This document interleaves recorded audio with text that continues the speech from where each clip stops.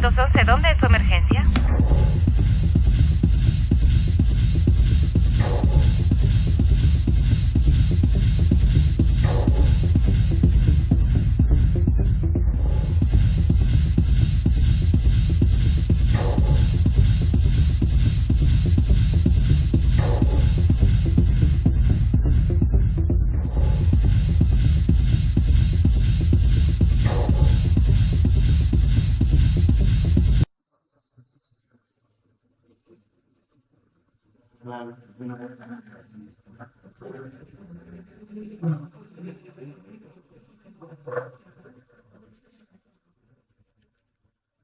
Bien, gloria a Dios.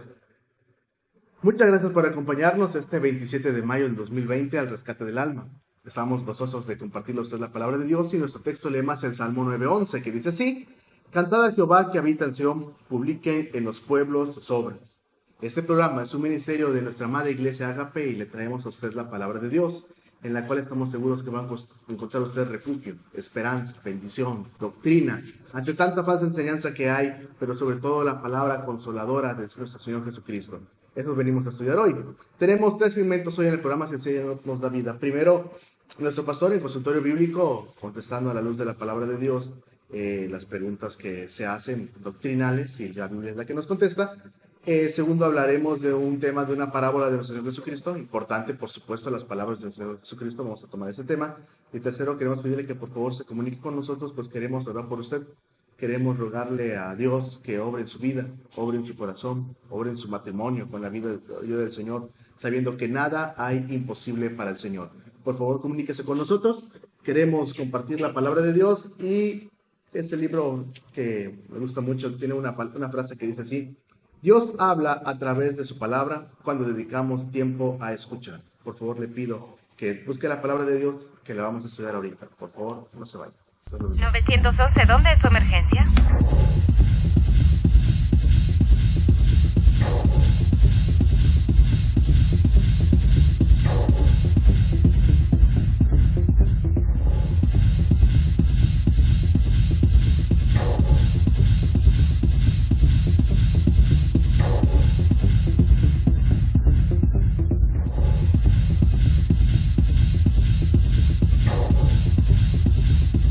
Es un gusto enorme volver a encontrarnos aquí en su programa SOS 911 al rescate del alma, en esta sección titulada Consultorio Bíblico.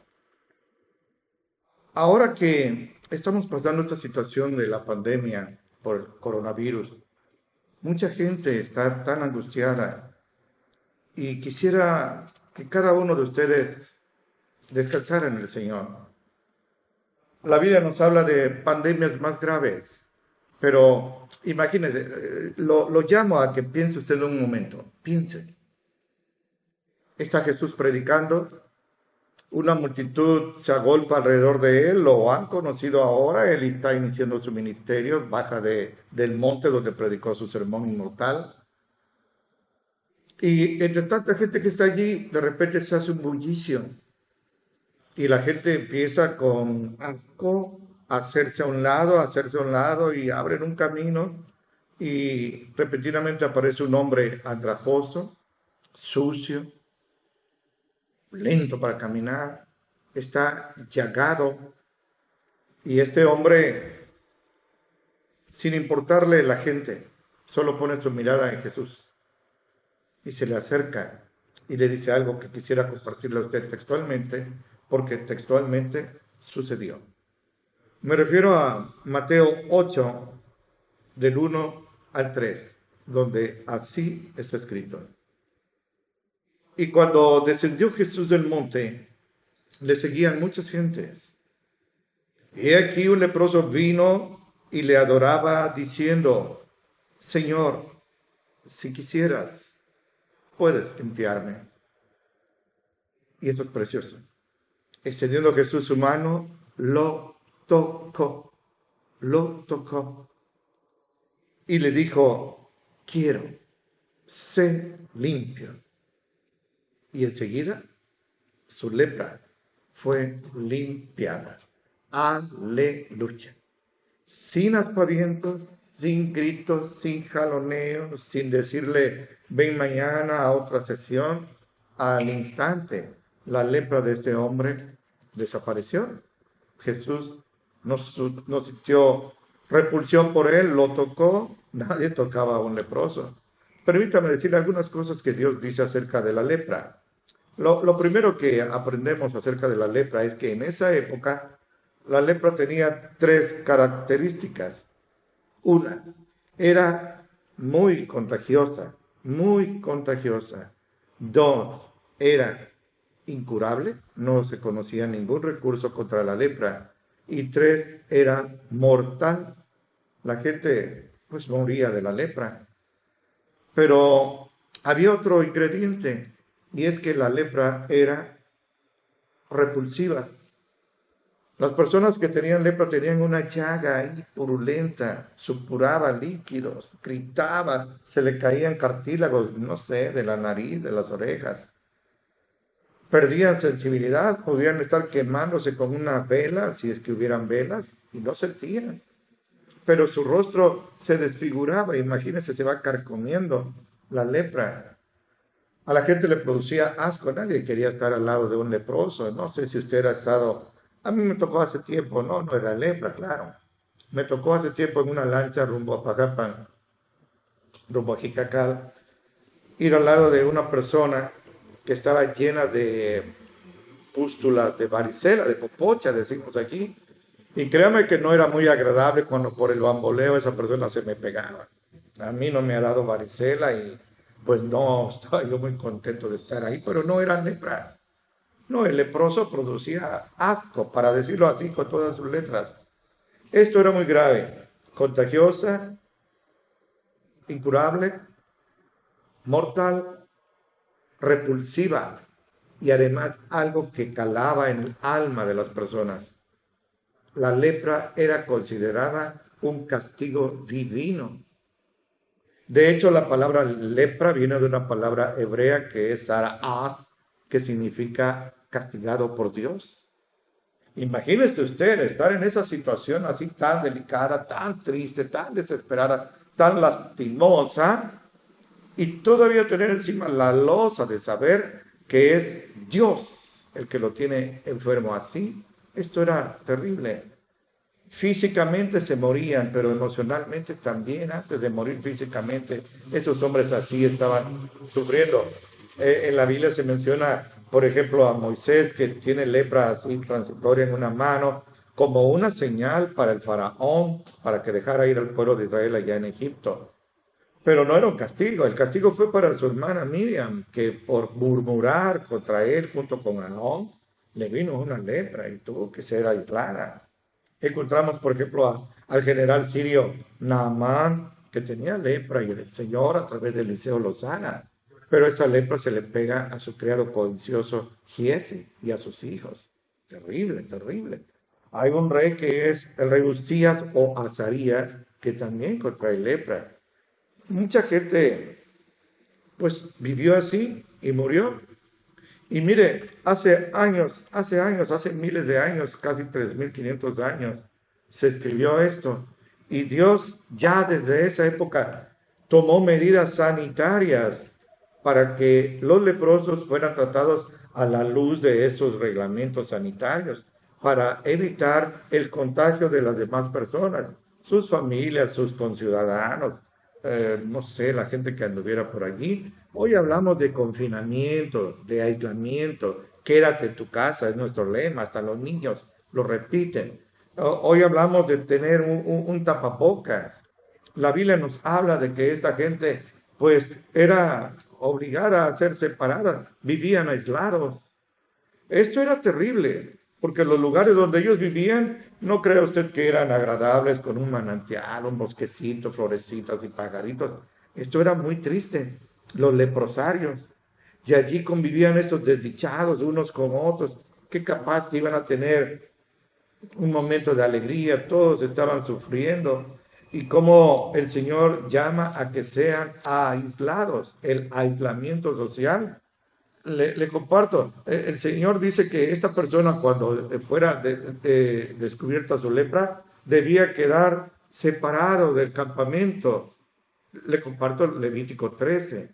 Y además ellos tenían que quitarse el cabello, tenían que quitarse cualquier túnica que trajeran, pero ponerse un embozo. Hoy diríamos un tapabocas. Porque el Señor desde entonces dijo y sabía, porque Él es omnisciente, que la lepra se puede transmitir así a través de la saliva, no solo del contacto, como Dios nos dice hace miles de años cosas que los hombres están descubriendo hace unos siglos apenas, unas décadas. Gloria a Dios.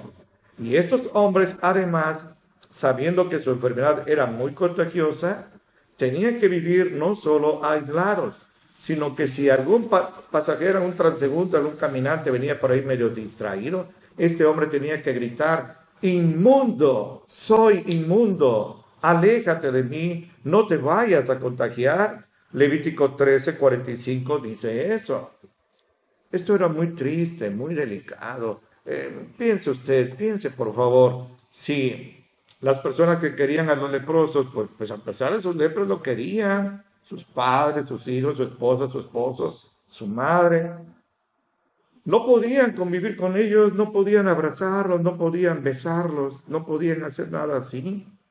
Hoy que estamos llamados por disposición del gobierno a estar en convivencia familiar, no digo reclusión, porque no es un confinamiento, estar en nuestras casas, pero nos abrazamos, nos besamos, comemos juntos, platicamos. Ellos no. Y si algún familiar, por ejemplo, les llevaba de comer, ellos tenían que alejarse de cierto lugar, ahí les dejaban su plato de comida y salían corriendo y ya venían ellos por su comida, quizás alguna ropa. O piense, le decía yo a la iglesia hace unos días, piense que un hombre se casa y embaraza a su mujer y a los 2, a los 3 meses contrae lepra. Entonces tiene que ser obligado al confinamiento, a ser separado. Y ya no ve el embarazo de su esposa, y cuando nace su bebito no lo ve, y cuando llevan al bebito no se lo pueden entregar en los brazos porque lo contagiaría, y así de lejos tenían que decirle: esposo, este es nuestro bebé. Qué triste de haber sido eso. Yo he visto gente que, me acuerdo en el penal de Palmasola, estaban ahí por algún homicidio, era muy grave esto, y había gente que no solo nacían bebés, no, se le moría la mamá, se le moría algún familiar, y ahí tras las rejas tenían que tocar el ataúd. Ya después, piadosamente, por unas legislaciones piadosas, compasivas, se le permitió meter el ataúd allí a un recinto, una salita, y ahí este hombre estaba despidiéndose de su ser amado. No. La lepra era lo peor que podía pasar a un ser humano. Un leproso era alguien que no solo sabía que iba a morir, se sentía despreciado, se sentía repulsivo y se sentía castigado por Dios. Ahora, una vez que esta persona tenía lepra y se comprobaba que no era nada más indicio, sino era una seguridad, ¿cómo se hacía esto? Porque los sacerdotes levíticos de aquella época eran expertos forenses. Dios los capacitó. Fíjese que estaba yo leyendo Levítico 13 y Levítico 14. ¡Qué detallado es! Déjenme decir esto, pero lo digo con mucho respeto, con mucho respeto. Es cansado leer esto. Es meticuloso como El sacerdote tenía que ver el cabello de ahí de la llaga, si no estaba hundida, si no estaba blanquecina.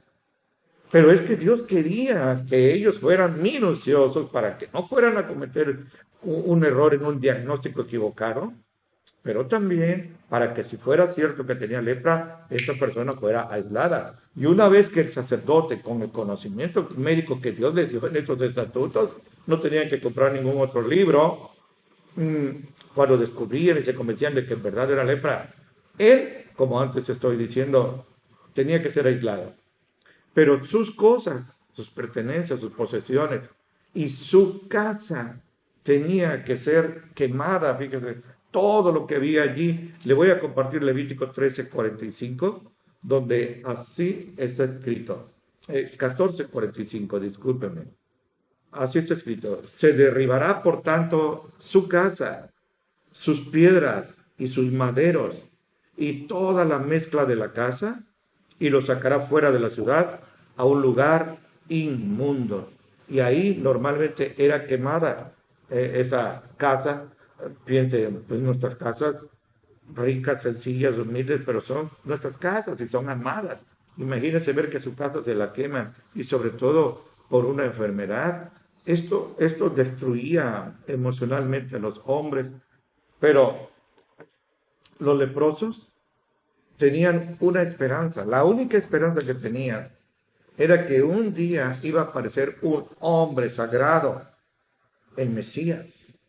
Y una de las funciones, una de las misiones que iba a tener el Mesías, pero no la fundamental fue salvarnos de la condenación eterna y llevarnos al hogar celestial a través de su sangre inmaculada derramada en la cruz del Calvario. Pero el Mesías iba a sanar a los enfermos, los ciegos iban a ver, los cojos iban a caminar, los sordos iban a oír, los mudos iban a hablar, y los leprosos serían limpiados. Aleluya. Cuando un hombre apareciera así y limpiara a los leprosos, se daban cuenta que el Mesías ya había venido. En la Biblia se nos habla, Jesús dijo que el más grande de los seres humanos es Juan el Bautista. Y Juan el Bautista, por el compromiso que tenía con Dios y no con los hombres, reprende al rey Herodes. Reprender al rey Herodes implicaba valor, tener, como decimos aquí, los pantalones bien fajados, además de su puesto, el presupuesto, el gozar de la comida y el dinero del erario. Podían perder la vida. Pero Juan no tenía miedo. Su compromiso no era con Herodes, sino con Dios, porque Herodes estaba cometiendo adulterio con su propia cuñada, la esposa de su hermano Felipe. Ella era Herodías. ¡Qué asqueroso! Pues, aunque habían varios sacerdotes alrededor de Herodes, nadie le llamaba la atención. Todos hacían la vista gorda, volteaban para otro lado, con tal de estar gozando ahí de los privilegios temporales del pecado. Pero Juan no, y lo reprende. Y cuando Juan es llevado a la cárcel, Juan está allí y oye que la gente empieza a gritar y a comentar con alegrías, con alabanzas a Dios. Hay conmoción popular porque está llegando alguien que sana a los enfermos, que resucita a los muertos, que libera a los endemoniados y que sana a los leprosos. Esto es glorioso porque es la señal mesiánica. Le voy a compartir en Mateo 11, del 1 al 6, algo precioso que ocurrió. Juan era familiar, era pariente de nuestro Señor Jesucristo, pero desde niño se separaron. Juan se fue al desierto y Jesús a la montaña. Allá estuvo él, en Nazaret, pero no lo conocían. Mas el Señor le había dicho: cuando veas que llega un hombre sobre quien desciende el Espíritu Santo como paloma, ese es el Mesías, bautízalo. Y Juan, ahí en un Jordán, lo vio y dijo: este es el Cordero de Dios que quita el pecado del mundo. Ahora reconoce a aquel que desde bebé, no se conocieron ni de bebé, era su familiar. Ahora sabe quién es el Mesías, sabe quién es Jesús, pero está en la cárcel. No puede ver desde su celda, desde su claustro, desde la ventana, quién es, de quién habla. Solo oye el barullo, el bullicio. Y entonces le comparto. Mateo 11, 1, así está escrito.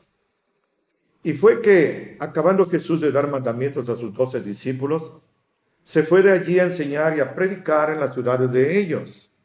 Y oyendo Juan en la prisión los hechos de Cristo, le envió 2 de sus discípulos de Juan, y le pregunta, ¿eres tú aquel que había de venir, o esperaremos a otro?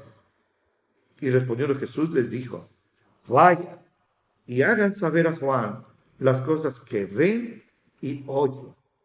Y Jesús no le dice a Juan directamente, yo soy el Mesías, pero le enseña las características, las virtudes, déjeme decir respetuosamente, las credenciales que el verdadero Mesías iba a tener. Y les dice así, díganle que los ciegos ven, los cojos andan, los leprosos son limpiados, los sordos oyen, los muertos son resucitados, y a los pobres es predicado el Evangelio. Aleluya. Yo creo que Juan se arrodilla en su celda y da gracias a Dios. Él sabe que su fin está cerca, pero él sabe que ahora el Mesías ya está en su ministerio que inició cuando él precisamente lo bautizó en el río Jordán, tiempo antes. Ahora, déjeme volver a mi pasaje inicial, porque tengo que concluir. ¡Ay, voló el tiempo! ¡Oh, qué pena! Pero mire, en el Mateo 8, este hombre leproso arriesga la vida, porque los leprosos que no gritaban, soy inmundo, los leprosos que dejaban el leprosario o su lugar de aislamiento y llegaban a un lugar donde había sociedad humana, corrían peligro de ser matados a pedradas.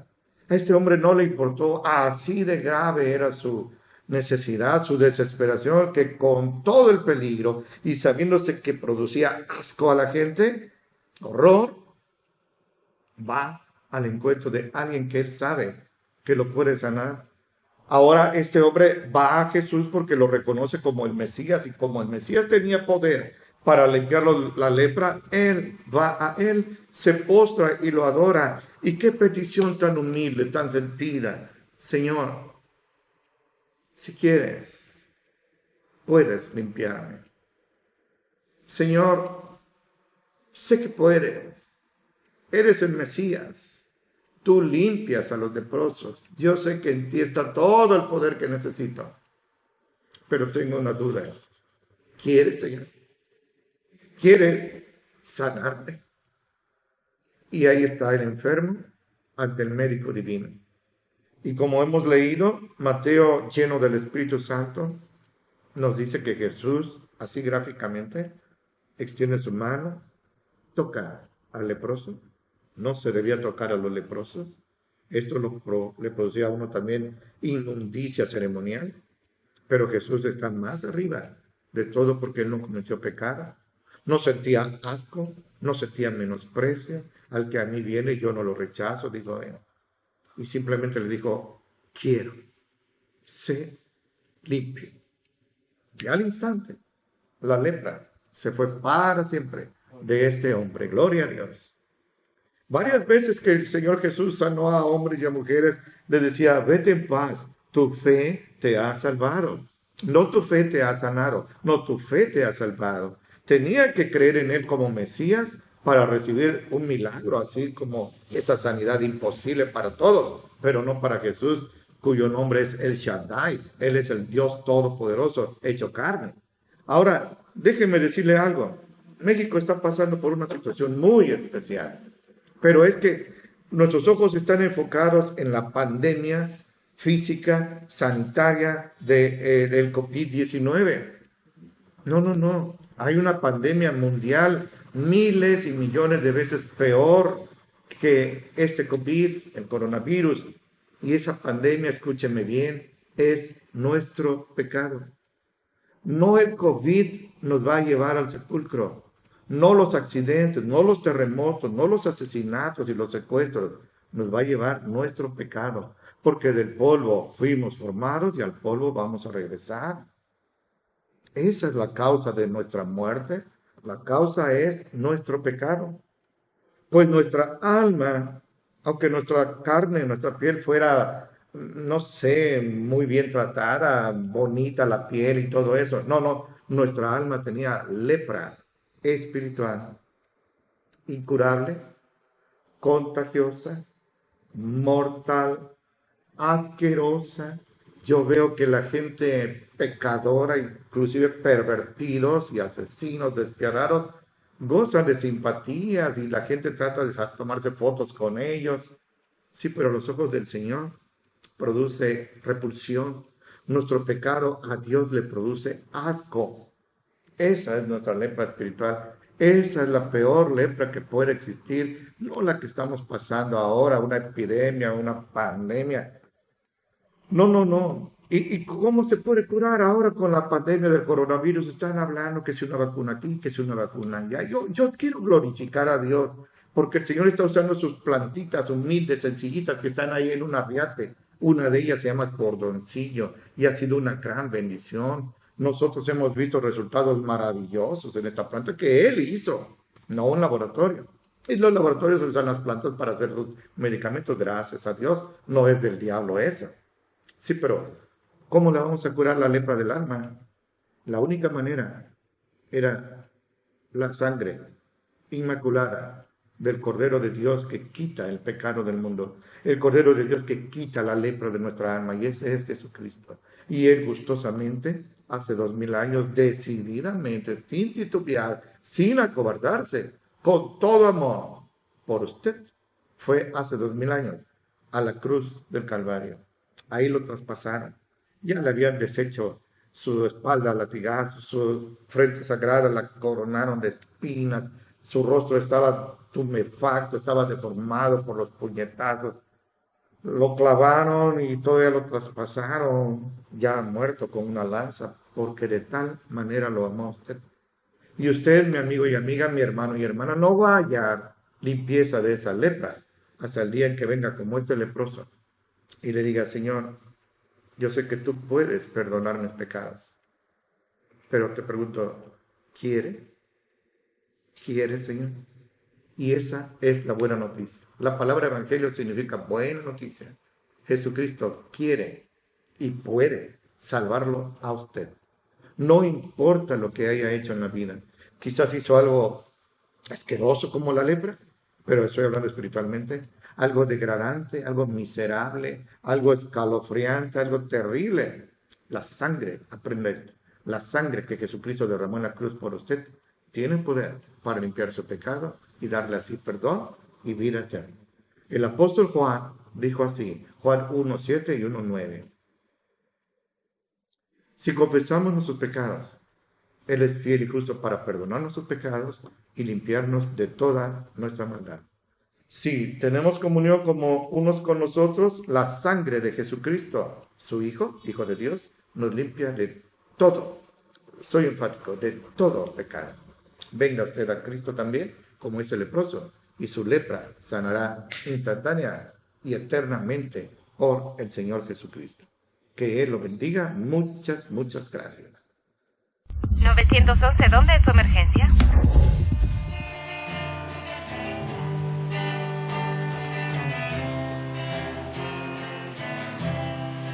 En Jesucristo, el Rey de paz, en hora entera, de tempestad, allá en las almas, luz desolada, dando consuelo, felicidad. Gloria cantemos al Redentor, que por nosotros vino a morir. Y de la gracia del Salvador siempre protege.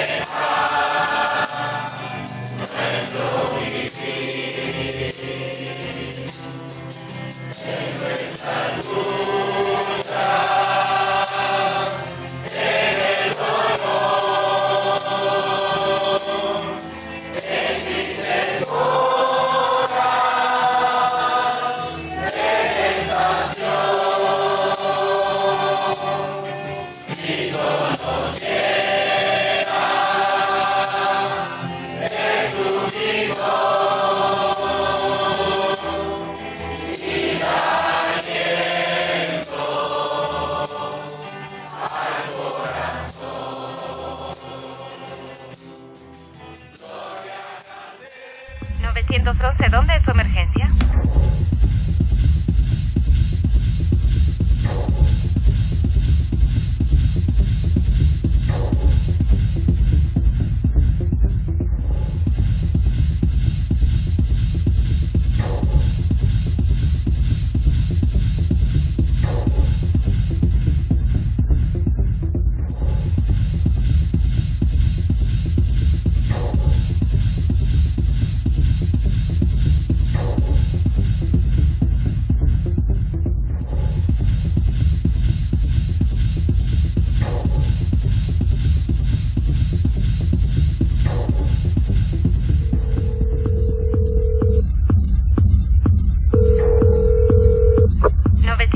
¿Dónde es su emergencia?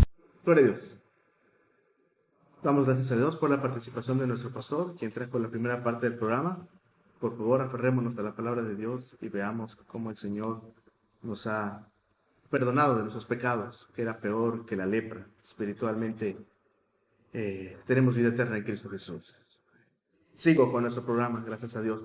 Y quiero hablar de una parábola que pues ha acompañado a todos los grupos, a las asociaciones, a los gabinetes gubernamentales, a las amistades y por supuesto a la iglesia, algo que se aplica hasta el día de hoy, porque así son las parábolas, bendito Jesucristo, que su palabra es viva, es eficaz.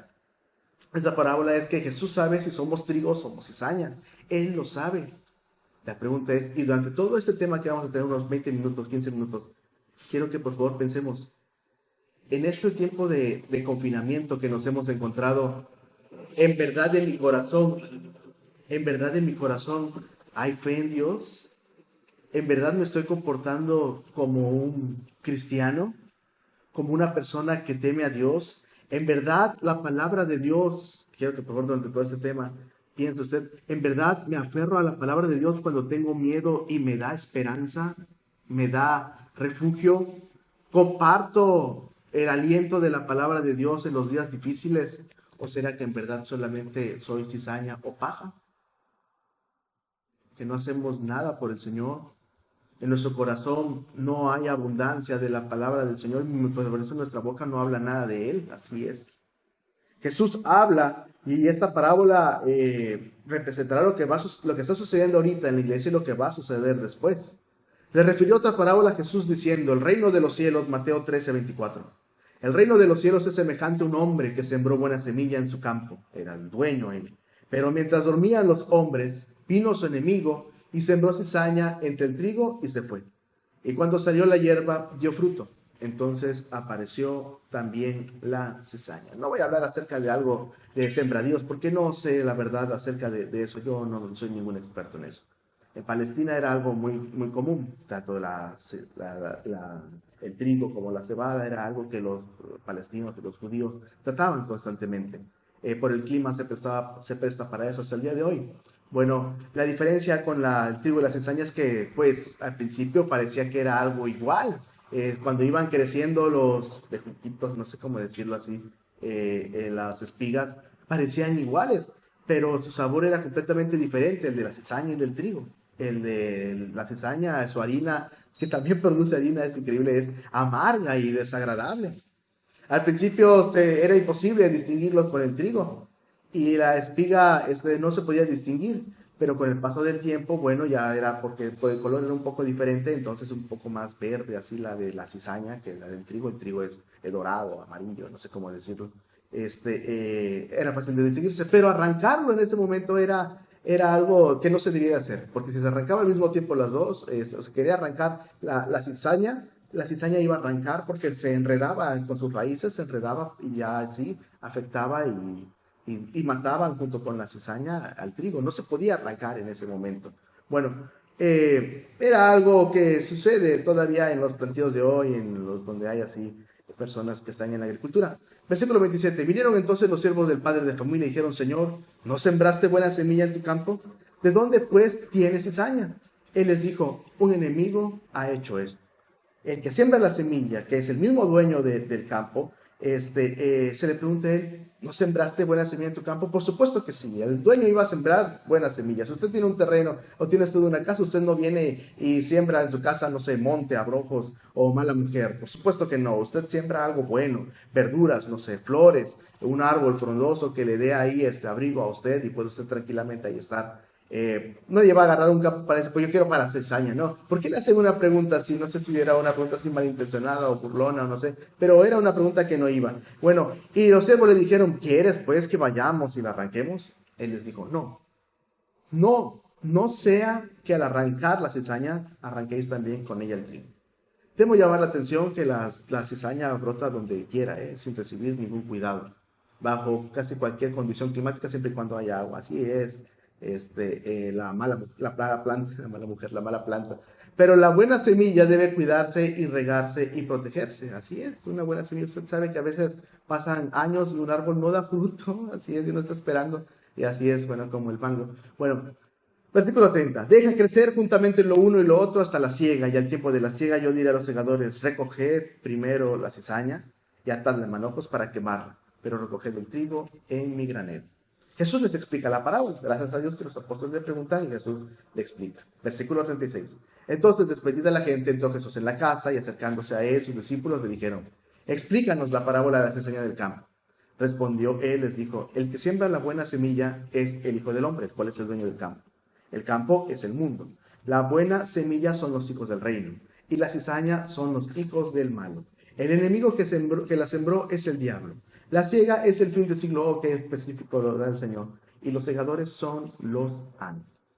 Esta parábola nos enseña que siempre hay personas hostiles en el mundo buscando y esperando destruir todo aquello que es bueno, la buena semilla. Sobre todo en las cosas de Dios. En la iglesia siempre hay alguien que busca ser así, que parece que es cristiano, que canta con la iglesia, que ora con la iglesia, que asiste con la iglesia, pero no es de la iglesia. La lección es que debemos de estar siempre alertas. Esta parábola también nos enseña que es difícil distinguir, es cierto, es muy difícil distinguir entre nosotros a nuestra simple vista quién va a entrar al reino de los cielos y quién no. Quién en verdad está aceptando a Cristo en su corazón y quién no. Una persona puede parecernos buena y ser muy mala y viceversa. Grandes crímenes se han cometido por gente que parece ser bonachona, amigo de todos, y se les abrió las puertas y dio un juego de llaves para que entrara y bueno, hizo daño a los 5 años después de estar ahí tranquilamente. A veces, pero viceversa, a veces las personas pueden parecernos personas malas, muy serias, muy enojonas, así, sin embargo pueden ser personas muy, muy buenas, muy bondadosas. A veces nos damos demasiado prisa para clasificar a las personas y creemos que con la primera mirada eso es todo lo único que cuenta. Es cierto que es importante, pero queremos mucha gente poner etiquetas sobre alguien y ya no se la quitas por nada. Nos enseña que no debemos también, parábola, no debemos precipitarnos a nuestros juicios. Si hubiera sido por los segadores, hubieran arrancado el trigo y la cizaña juntamente y se hubiera perdido toda la cosecha. Pero el juicio tenía que llegar en el tiempo de la siega, no cuando quisieran estos segadores, sino en el tiempo de la siega. Nos enseña que cada persona será juzgado y ese juicio llegará hasta el fin de la vida del trigo y la cizaña. La mayoría de las veces, le digo, nos precipitamos pensando en un prejuicio así. Y puede que aparentemente nos parezca que el pecado de alguien que fue un criminal sanguinario, y de repente esa persona muere, no sé, por un accidente e instantáneamente muere y no sufre, podríamos decir, qué injusto. Tanta gente que mató, tanta gente que hizo daño, no sé, un mal doctor que quería hacer daño sobre alguien. Es injusto que muera así tan fácil. Bueno, lo que sí es cierto es que del juicio de Dios nadie se va a escapar. Puede que humanamente hablando también, por otro lado, la bondad nos parezca no recibir ningún mérito. Cuando usted ayuda a alguien puede parecer que nadie lo aplaude, que nadie lo ve, que no hay ninguna recompensa. Pero si usted busca a Dios y tiene buenas obras, Dios lo recompensará. Finalmente nos enseña que el único que tiene derecho para juzgar es Dios. Y Dios Padre dio el juicio al Hijo. Eso dice Juan 5:22. Porque el Padre a nadie juzga, sino que todo el juicio dio al Hijo, para que todos honren al Hijo como honran al Padre. El que no honra al Hijo, no honra al Padre que le envió. De cierto os digo, el que oye mi palabra y que el que me envió tiene vida eterna, y no vendrá condenación, mas ha pasado de muerte a vida. Eso dice la palabra de Dios.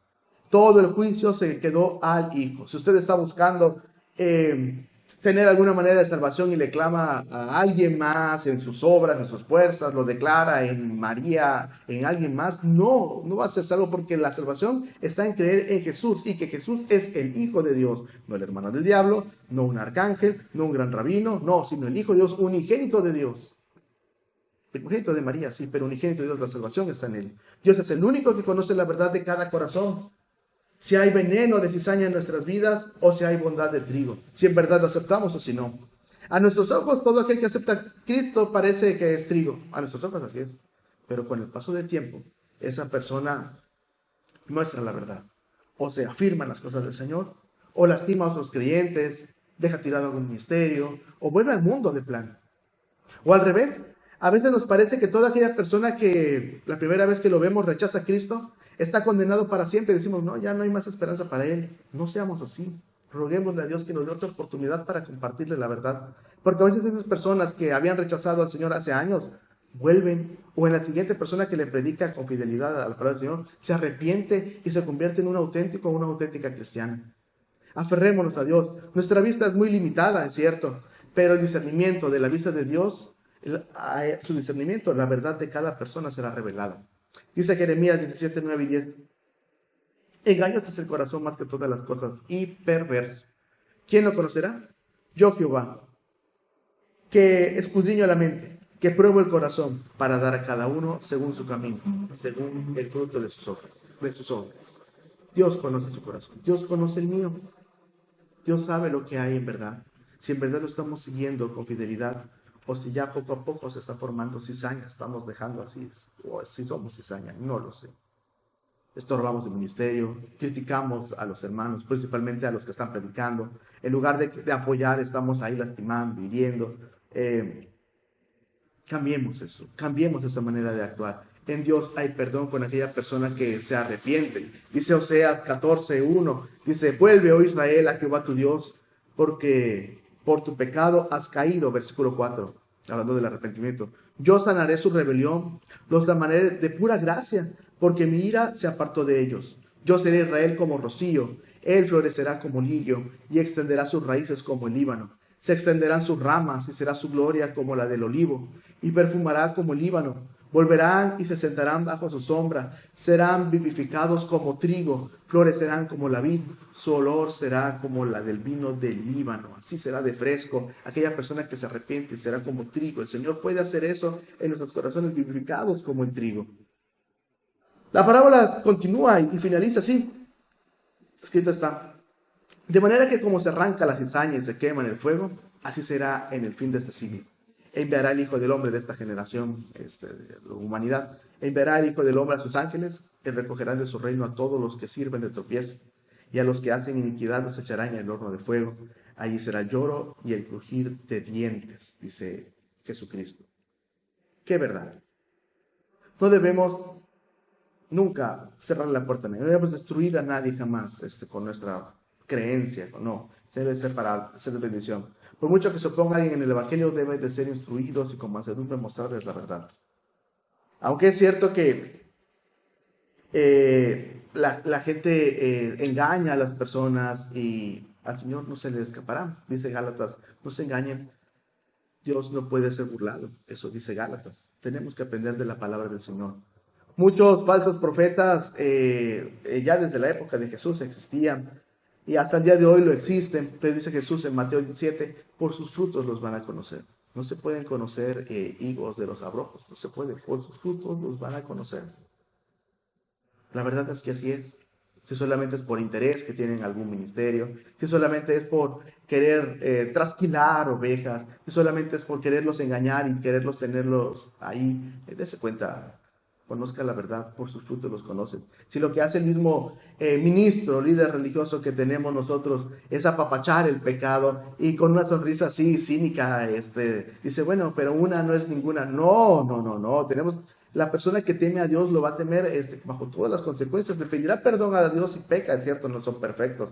No somos perfectos, pero tenemos que aferrarnos a Dios y nunca apapachar ni ser condescendientes con el pecado. El cristianismo es todo lo contrario al pecado y rechaza el pecado. Versículo 43, entonces los justos resplandecerán como el sol en el reino de su Padre. El que tiene oídos para oír, oiga. Y termina la parábola. En la muerte, los creyentes brillarán, pero con una luz prestada, que es el reflejo de aquel que dijo, yo soy la luz del mundo. La santificación de los hijos de Dios será perfeccionada y su justificación será publicada, diciendo, entra en el gozo de tu Señor cuando Jesús los reciba así. Juan 14:24 dice, de cierto os digo que si el grano de trigo no cae en la tierra y muere, queda solo, pero si muere, lleva mucho fruto. Ese es el trigo. Así que muchos cristianos han fallecido, es cierto, pero muchas personas han aceptado a Cristo por el testimonio, por el ejemplo de ellos. Dios quiere que seamos hallados en ese feliz número. Termino. Dios prueba a su pueblo. Dios conoce nuestros corazones. En Deuteronomio capítulo 8, versículos del 2 y 3, Moisés les dice al pueblo de Israel, Dios los puso en esta aflicción para probarnos, para saber si nuestro corazón habíamos de guardar o no las cosas del Señor, y nos afligió el Señor para probarnos en verdad. Muchos dijeron el año pasado, yo no asisto a las iglesias con regularidad, pues Dios está en todos lados. Así dijeron el año pasado, y quizá algunos están pasando este año. O aquellos que es que no es así, aquellos que aman reunirse, que aman adorar juntos con los hermanos, que aman apoyarse espiritualmente y estar hombro a hombro con el hermano, apoyándose y ayudándose en los momentos de lágrimas, en verdad que les aflige y nos aflige estar tan lejos unos de otros en este confinamiento. Y es verdad que esas palabras de Dios está en todos lados y yo puedo adorar en todo lugar son palabras tan de poco valor, tan insípidas, que no hay ese sabor. Que sí se puede adorar, sí, pero no es lo mismo. Se necesita un lugar, y aparte los textos hablan de congregarse, dice la Biblia también, pero no sabe igual. Toda esta cuarentena y ausencia de reuniones cristianas, al menos en los santuarios, porque por gracias a Dios en las casas, al menos por online lo estamos haciendo, y hay varios ministerios, en otras iglesias cristianas, por supuesto, está logrando mostrarnos la verdad que hay en nuestro corazón. Y no debemos demostrarlo a los pastores, no a las demás personas. No debemos demostrarle a Dios, porque Dios Él siempre ha sabido la condición de nuestro corazón, sino que cada persona de manera interna se está demostrando a sí mismo si es fiel a Dios o no, si es un cristiano o no, si es trigo o cizaña, o si es paja. ¿Qué hemos descubierto que hay en nosotros? ¿Qué hacemos durante toda la semana? ¿Qué hacemos con el tiempo libre que si es que nos queda? Aún entre los mismos apóstoles había quien era trigo y había cizaña, ahí estaba Judas.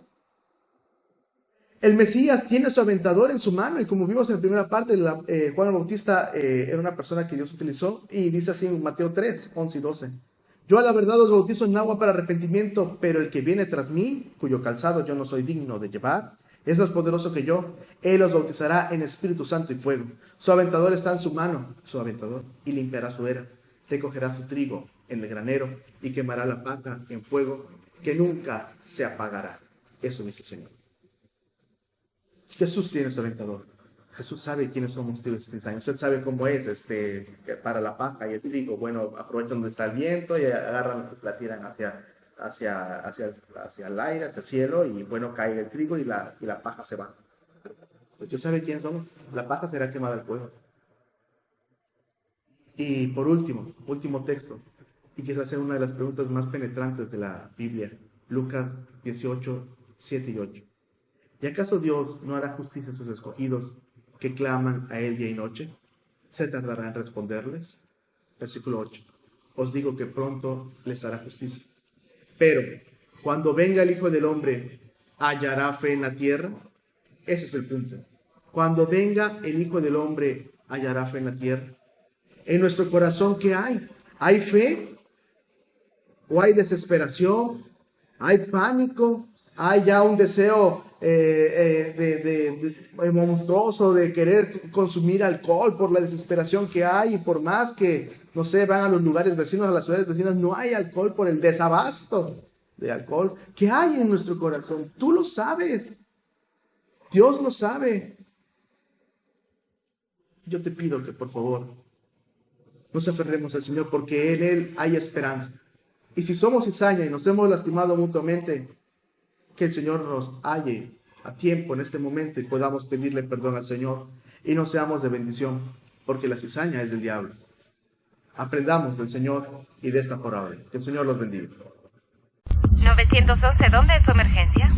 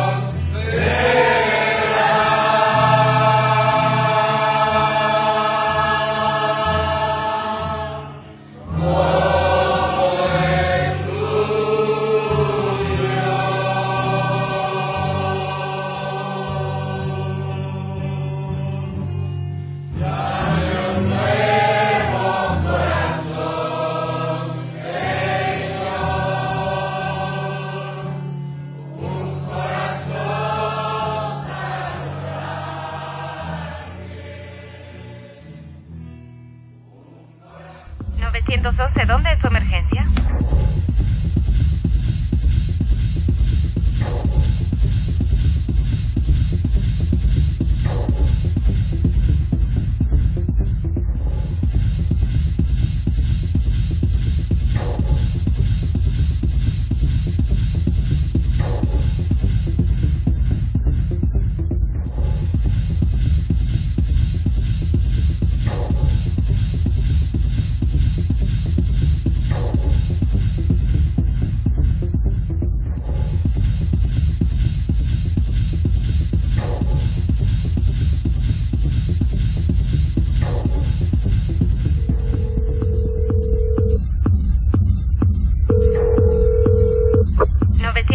¿Dónde es su emergencia?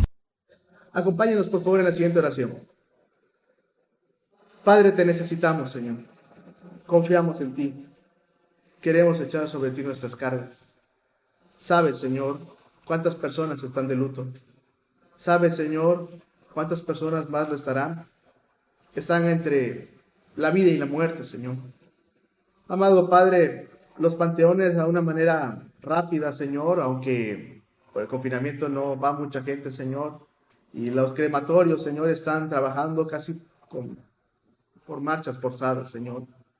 Amado Padre, por favor, consuélalos, Señor. Alienta sus corazones. Señor, sabes, amado Padre, quién sigue, Señor. No sé, podría ser yo, podría ser alguien que nos está viendo, Señor, en este momento, no lo sé. Pero nuestro objetivo, Señor, es que por favor se aferren a ti. Pongan su confianza en ti, Señor. Te necesitamos.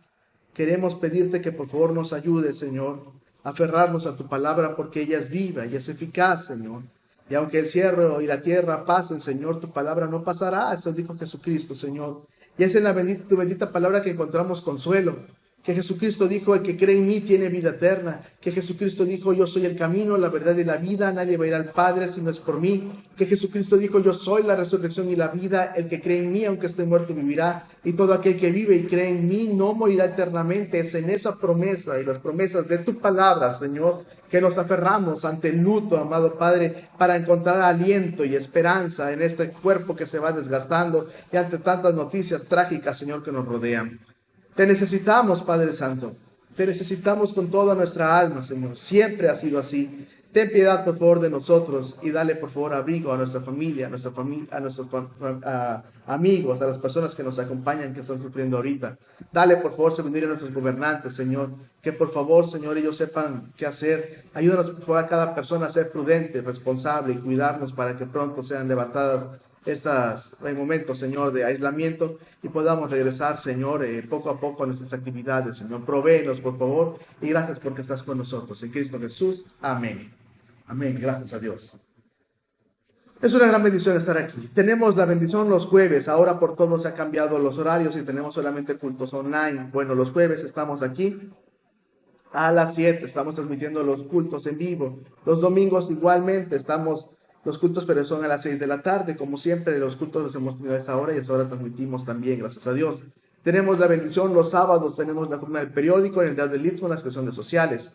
Y también tenemos, gracias a Dios, en el radio, en FM 101.7 los sábados, al abrigo del Altísimo, gracias a Dios. En el radio es voz de reposo, gracias a Dios. Gracias por acompañarnos en este programa número 272, creo. Gracias a Dios por la bendición del Señor. Gracias a Dios por sus oraciones, por sus palabras de aliento. Queremos dar gracias a Dios por el hermano José Luis. En verdad, gracias y disculpe todo el movimiento que hemos dado, pero ahora nos ajustamos así. Dios lo bendiga a usted y a su familia, hermanos.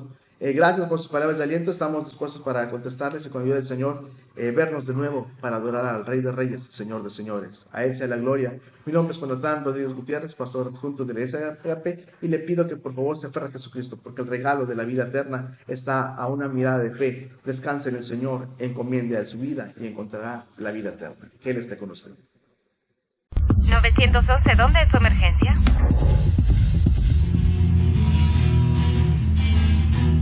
Con aceite mi lámpara, Señor. Con aceite mi lámpara, Señor. Que yo quiero servirte con amor. Con aceite mi lámpara, Señor. Señor Jesús. Tú eres mi vida, Señor Jesús, tú eres mi amor, sálvame, mi alma perdida, por eso te alabo, con el corazón, sálvame, mi alma perdida, por eso te alabo, con el corazón, con el corazón, con el corazón. Con aceite mi lámpara, Señor, con aceite mi lámpara, Señor. Que yo quiero servirte con amor, con aceite mi lámpara, Señor. Señor Jesús, tú eres mi vida, Señor Jesús, tú eres mi amor, sálvame, mi alma perdida, por eso te alabo, con el corazón, sálvame,